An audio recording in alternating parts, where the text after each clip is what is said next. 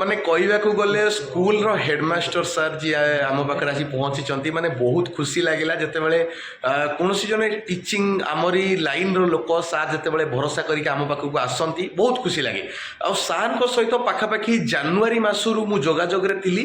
ତ ଜାନୁଆରୀରୁ ବର୍ତ୍ତମାନ ଜୁନ୍ ମାନେ 6 ମାସ ହେଲାଣି ସାର୍ ମୋ ସହିତ ଯୋଗାଯୋଗରେ ଅଛନ୍ତି। ଜନଗଣନା କାମ, ବ୍ୟସ୍ତବହୁଳତା, ତା ଭିତରେ ସକାଳୁଆ ସ୍କୁଲ, ଆ ଭିତରେ ସାର୍ ଆସିପାରୁନଥିଲେ। ଫାଇନାଲି ଆଜି ସାର୍ ପୁଅକୁ ନେଇକି ଆସିଛନ୍ତି ଆଡ଼ମିସନ୍ କରିବା ପାଇଁ।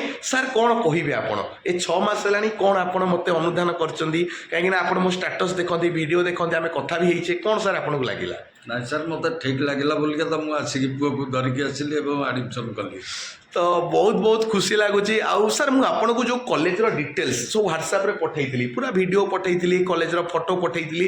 ତ ବର୍ତ୍ତମାନ ଯେତେବେଳେ ଆପଣ ଏଠିକି ଆସିଲେ ତ କ'ଣ ଆପଣଙ୍କୁ ଲାଗିଲା? ମିଛ ନା ସତ? ନା, ସବୁ ଠିକ୍ ଅଛି। ଠିକ୍ ଅଛି, ଖୁସି ତ ସାର୍?